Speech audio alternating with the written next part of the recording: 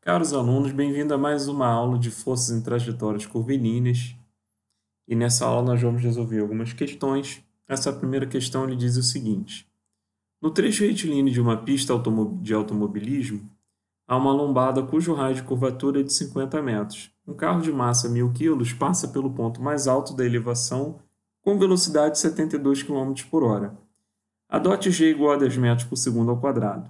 Nessas condições, a força normal que a pista exerce sobre o carro é. Então, ele quer saber o valor, né, da força normal, que é a força exercida pela pista sobre o carro, nesse ponto mais alto da trajetória.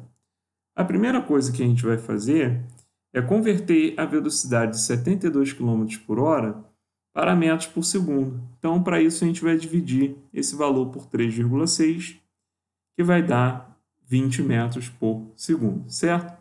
Eu passei para metros por segundo para a gente poder calcular a força em newtons, ok? Então aqui vamos marcar as forças que são exercidas no carro no ponto mais alto da trajetória, certo? Então vou considerar que o carro está saindo daqui, está fazendo esse movimento, né, esse movimento aqui semicircular. Quando ele chegar aqui no ponto mais alto, a velocidade do carro, né, vai ser orientada por esse vetor aqui, certo? A tendência do carro é continuar indo para frente, então aqui nesse ponto mais alto a velocidade vai ser indicada, né, por esse vetor, que é a velocidade tangencial. Essa direção é a direção radial, que é a direção do raio, né, que vai do centro da trajetória circular até o ponto onde o carro está localizado. Aqui o que acontece? Vai existir a força gravitacional, né, a força-peso para baixo, apontando para o centro, e a pista vai exercer uma força normal para fora do centro, né, para cima aqui no carro, ok? Nós já conhecemos uma expressão pronta para calcular o módulo da força normal no caso da lombada, que nós vimos na aula anterior, né? Que foi normal é igual à massa do objeto, né? No caso a massa do carro, vezes a gravidade menos a velocidade ao quadrado sobre o raio entre parênteses, ok? Então nós vamos usar diretamente essa expressão que nos dá o módulo da força normal nesse tipo de movimento, ok? Então vamos lá. A massa do carro é 1.000, a gravidade é 10, a velocidade tangencial é 20, né? Elevei ao quadrado por conta da expressão, dividido por 50, que é o raio, ó, de curvatura da minha trajetória. Aqui nós teremos, né, 20 ao quadrado é 400. Posso cortar esses zeros em 40 dividido por 5, que é 8. Então aqui dentro eu tenho 10 menos 8, aqui fora multiplicado, né? Tudo isso multiplicado por 1.000, 10 menos 8, 2, 1.000 vezes 2, o valor da força normal então é de 2.000 newtons, o correto aqui para a gente é a letra B, certo? Então esse exercício ele foi mais uma aplicação de uma fórmula que a gente já tinha visto nas aulas anteriores. Esse exercício, né, o segundo exercício que a gente vai resolver, ele vai dizer o seguinte: a apresentação de motociclistas dentro do Globo da Morte é sempre um momento empolgante de uma sessão de circo, pois ao atingir o ponto mais alto do globo, eles ficam de ponta cabeça. Para que nesse momento o motociclista não caia, é necessário que ele esteja a uma velocidade mínima v, que se relaciona com o raio do globo r e a aceleração da gravidade g, pela expressão v é igual a raiz quadrada de r vezes g, com o raio dado em metros. Considere que, no ponto mais alto de um globo da morte, o motociclista não caiu, pois estava com a velocidade mínima de 27 km por hora. Assim sendo, o raio do globo é aproximadamente em metros, a dot G aproximadamente 10 metros por segundo ao quadrado. Então ele quer saber o raio desse globo da morte, mas ele deu algumas informações para a gente, né? A gente sabe que para que o motociclista ele não despenque aqui no ponto mais alto, ele tem que estar necessariamente com um determinado valor de velocidade, que é o que a gente chama de velocidade mínima nesse caso, certo? Qualquer valor de velocidade, né, ainda que seja um pouquinho menor do que esse valor de velocidade mínima, já vai fazer com que ele não consiga, né, completar aqui a volta, vai fazer com que ele caia aqui de cima, certo? Então ele precisa ter obrigatoriamente pelo menos essa velocidade mínima para ele não despencar lá de cima, certo? A questão ela já dá para a gente esse valor de velocidade mínima, que é de 27 km por hora. Mas como eu preciso usar tudo aqui dentro, né, dessa expressão com as unidades do sistema internacional, eu vou fazer o seguinte, eu vou passar esse 27 km por hora para metros por segundo, né? Dividir por 3,6, que dá 7,5 metros por segundo, né? Então, a gente vai usar a gravidade em metros por segundo ao quadrado, logo eu tenho que passar aqui a velocidade para metros por segundo, ok? Eu tenho já uma expressão, né? A gente já havia obtido essa expressão nas aulas anteriores, mas a questão ela deu para a gente, então melhor ainda, certo? A velocidade mínima é a raiz da gravidade que multiplica o raio do globo da morte, certo? A velocidade mínima, que ele já consegue completar aqui, a volta, ele já deu para a gente, né? Eu só transformei ela para metros por segundo, então eu vou usar aqui esse valor em metros por segundo. Vou substituir aqui 7,5 e a gravidade vou substituir por 10, que é o valor dela.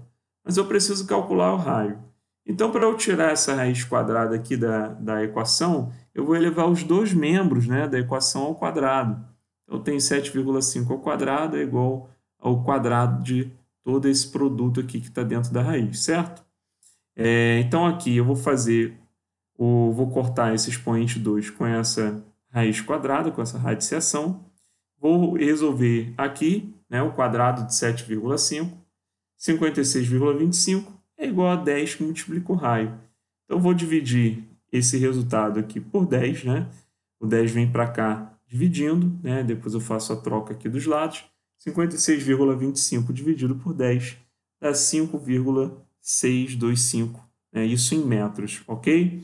O resultado mais próximo do que a gente tem aqui, né, é 5,6 metros para o raio aí do globo da morte, certo? E o terceiro exercício ele diz assim: um pêndulo é formado por um fio ideal de 10 centímetros de comprimento e massa de 20 gramas, presa à sua extremidade livre. O pêndulo chega ao ponto mais baixo de sua trajetória com velocidade escalar de 2 metros por segundo. A atração no fio em newtons quando o pêndulo se encontra nesse ponto da trajetória é, considere G igual a 10 metros por segundo ao quadrado. Vamos pensar o seguinte, né? Vamos supor que eu estou segurando essa bolinha aqui. Essa bolinha está presa por um fio que está amarrado aqui a um teto, né? Uma superfície aqui superior. E aí eu estou segurando essa bolinha, eu solto essa bolinha. O que vai acontecer? Essa bolinha ela vai fazer esse movimento aqui, né? E aí, ó, ela vai executar uma trajetória curvilínea. Tá vendo aqui? No ponto mais baixo é onde, né, o exercício está pedindo para eu calcular a força de tração no fio. Então, a bolinha ela fez esse movimento e eu vou analisar o que está acontecendo aqui no ponto mais baixo, certo? A velocidade aqui no ponto mais alto, mais baixo, ela vai indicar aqui na horizontal e para a esquerda, né? A tendência do movimento da bolinha continuar vindo aqui para a esquerda, então nesse ponto a velocidade ela vai ter essa orientação, certo? A força-peso para baixo, e aqui como a bolinha está presa por um fio, esse fio está esticado, esse fio vai exercer uma força de tração para cima, certo? Note que essa distância do centro, aqui, ó, tá vendo? Eu tenho uma curvatura, então aqui, ó, do centro até esse ponto, eu tenho raio de curvatura, que vai acabar sendo o mesmo comprimento aqui, ó, do centro até mais ou menos o centro de massa aqui da bolinha, né? A gente pode considerar a bolinha de um tamanho desprezível e dizer que o raio de curvatura é o comprimento do fio, que tem, ó, 10 centímetros, certo? Então, ó, essa distância aqui, ela vai acabar sendo, né? Essa direção aqui, ela vai acabar sendo a direção radial, e aí a gente vai estudar o que acontece com a bolinha, certo? Então vamos lá, né? Se ela executa uma curva, tem que haver necessariamente a ação de uma força resultante centrípeta, que é igual à massa da bolinha vezes a velocidade ao quadrado sobre o raio, certo? Agora vamos entender quais são as forças, né, que vão originar aqui a força resultante centrípeta. Repara que nesse ponto mais baixo eu tenho uma força de tração apontada para o centro da minha trajetória e uma força-peso também na direção radial aqui, mas apontada para fora do centro da trajetória. A tração aponta para dentro da trajetória, né? Para o centro da trajetória. E o peso aponta para fora, né? Para fora aqui em relação ao centro da trajetória. Então, a força centrípeta é a força que aponta para o centro, que é a tração, menos a força que aponta para fora, que é o peso, ok? Tração menos peso é massa, velocidade ao quadrado sobre o raio. Então, aqui eu vou escrever o peso, né? O peso é massa vezes a gravidade. Então, tem que tração menos massa vezes gravidade é massa vezes velocidade ao quadrado sobre o raio, certo? Vou passar esse mg que está negativo para o outro lado, ele vem aqui para cá positivo. Daí eu vou fazer substituições. Lembrando que ele deu para mim aqui o comprimento em centímetros, então eu tenho que usar o raio em metros. 10 centímetros é a mesma coisa que 0,1 metros, né? Aqui eu coloquei o fator comum em evidência, certo? A massa é o fator comum, coloquei em evidência. Para eu usar a massa aqui, eu não vou poder usar em gramas. Ele me deu a massa em 20 gramas, mas eu vou converter para quilos. Eu vou dividir por 1.000 e obter que a massa é 0,02 quilos. Então, vou substituir aqui esse valor para a massa e todos os demais valores, né? A massa é 0,02, a velocidade no ponto mais baixo, a questão me fala que é 2 metros por segundo ao quadrado, o raio é 0,1 metro e a gravidade vale 10. Só efetuar aqui as continhas agora, né? O 2 ao quadrado vira 4, mas aqui eu tenho 4 dividido por 0,1, que dá 40. Somei aqui dentro do parênteses 40 mais 10 deu 50, e multiplico 0,02 aqui fora, nós encontramos o valor de 1 newton para a atração no fio nesse ponto mais baixo da trajetória, ok? Então o resultado correto é a letra E.